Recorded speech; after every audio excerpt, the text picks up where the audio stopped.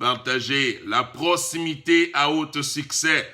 Ça dépend de ce que tu définis comme succès. Est-ce que c'est à la vie spirituelle en communion avec Dieu qui est succès pour toi? Est-ce que c'est que tu as ta vie spirituelle, ta vie professionnelle, ta vie familiale, tout au contrôle?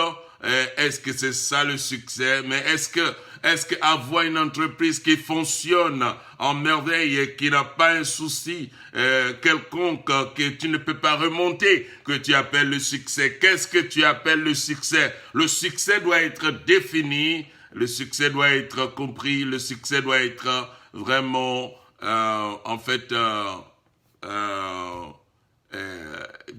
clairement défini pour pouvoir travailler sur cela. Alors, la proximité à haut succès, il y a des choses que vous allez aussi entendre dans ce cercle, que cela soit la vie spirituelle. Vous allez entendre que les gens disent que rien n'est impossible parce qu'ils ont touché un domaine beaucoup plus saillant, beaucoup plus possible, dont l'impossibilité n'a pas de valeur. L'impossibilité perd son existence dans ce domaine-là. C'est souvent dans ces domaines-là que peu importe qui la personne est, qu'il soit croyant, qu'il ne soit pas croyant, ces domaines, tous les hommes le disposent et il faut seulement apprendre à taper dans ces domaines-là. Il faut savoir opérer de ce domaine-là. Ce n'est qu'à ce niveau que nous allons commencer à remarquer vraiment un changement signifiant dans nos vies. Un changement signifiant. Vous savez, ça ne vous interpelle pas souvent quand vous prétendez que vous êtes les plus spirituels, les plus vraiment divins et tout ça, et que c'est vous qui parlez avec Dieu, et puis après, quand il faut aller appliquer pour le travail, en fait, on se retrouve assis devant des gens qui ne sont pas autant religieux, mais qui nous disent souvent ce que nous avons à faire dans leur entreprise. Ça doit interpeller quelqu'un. Ça doit interpeller quelqu'un. Vous voyez, la vie spirituelle n'est pas aussi suffisante quand elle n'est pas appliquée dans ce monde physique dans lequel nous nous retrouvons. C'est la vie spirituelle que si tu veux être spirituel, ce n'est pas mauvais. Mais il faut savoir que ta vie spirituelle, si elle n'est pas applicable dans ce monde physique, c'est problématique. C'est problématique. Alors tu seras obligé d'aller te soumettre à la foi des autres. Vous voyez? Est-ce que tu définis le succès par les moyens que, quelqu'un détient, ou son compte en banque, ou que ses appartenances socio-culturelles, ou son statut social, est-ce que c'est ça que tu appelles le succès? Laisse-moi te dire. Et non seulement qu'ils ont fait quelque chose, mais ils ont sacrifié quelque chose.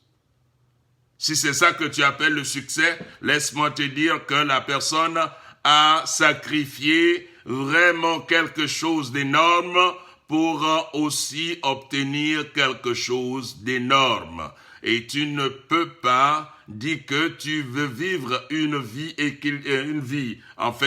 saine sans sacrifier quelque chose. Si tu ne sacrifies pas pour essayer de définir proprement la vie spirituelle, ce qui est sur ton statut social sera vraiment pour toi un piège. Et tu chercheras constamment comment il faut sortir de là. Constamment comment il faut sortir de là, parce que ce n'est pas ce que nous possédons qui définit le succès. La définition du succès dépend de la personne qui le cherche. La définition du succès dépend de la personne qui le veut, qu'est-ce que tu appelles le succès? Si tu ne définis pas bien le succès, tu vas te retrouver dans des problèmes. Est-ce que c'est chasser les démons que tu appelles le succès? Est-ce que c'est quand les gens tombent, quand tu pries, que tu appelles le succès? Est-ce que c'est prier en langue que tu appelles le succès? Est-ce que avoir, une grande audience que tu appelles le succès? Yeah. Toutes ces choses, c'est valide. On peut qualifier ça comme succès. Mais il y a une chose qui est vraie, c'est que si elle n'est pas déployée d'une bonne source, c'est-à-dire si la source n'est pas bien identifiée, en fait, ça peut être comme un piège. Combien de personnes qui ont beaucoup d'argent et c'est comme un piège pour eux? Ils ont une entreprise qui, en fait, est en train de rayonner, ça c'est en parfait fonctionnement, mais ils sont comme des prises en otage ou comme des prisonniers pour leurs propres entreprises. Qu'est-ce que tu appelles le succès? Ça, nous allons rester sur cette question. C'est que nous appelons le succès, c'est en fait vraiment la question principale dans le début de cette semaine. Et nous allons, est-ce qu'il faut que je vous réponde? Mettez d'abord les cœurs si je vous réponds, s'il faut que je réponde. Mettez les cœurs. Bon. Je vais répondre demain alors. Je vais répondre demain parce que je ne vois pas les cœurs. Oui, j'ai vu quelques cœurs. Mais c'est pour mettre... trop timide.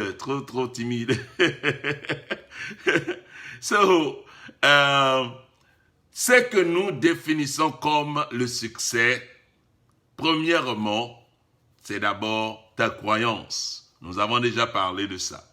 Ta croyance. Si elle n'est pas équilibrée, en fait, tu es dans des vrais problèmes.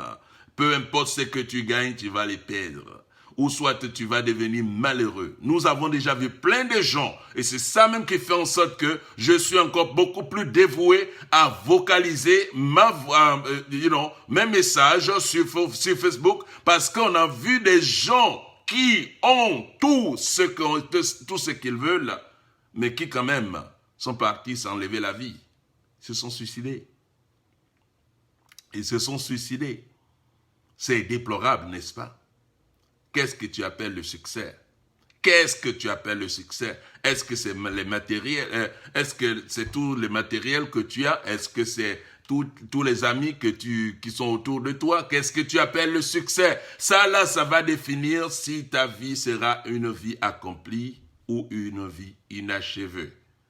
On peut bel et bien avoir une vie inachevée en gagnant un grand salaire, en étant une personne que les gens regardent comme un modèle.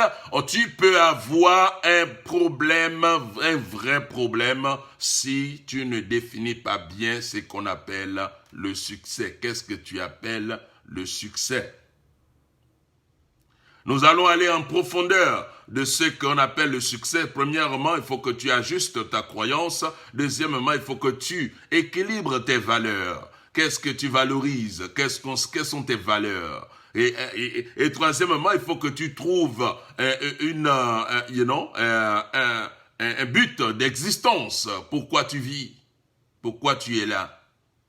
Pour quelle raison tu es là? Pour résoudre quel problème que tu es là? Quel est le but réel de ton existence? Maintenant, troisième point, c'est que est-ce que tu as une vision pour ta vie? Est-ce que tu as une vision? Tu t'es fait une vision?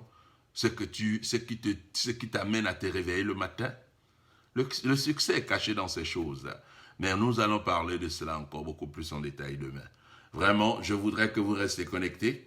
Et nous avons repris notre méditation matinale. Et ça, je vais rester très fidèle à cela, de sorte que nous puissions rentrer dans une compréhension approfondie des choses que nous voulons vivre. Vraiment, que Dieu vous bénisse. Je suis encore dans l'excitation de vous retrouver. Et je crois que les choses vont galoper. Ça va galoper. Ce serait extraordinaire. Allez, bonne journée à vous. Bye bye.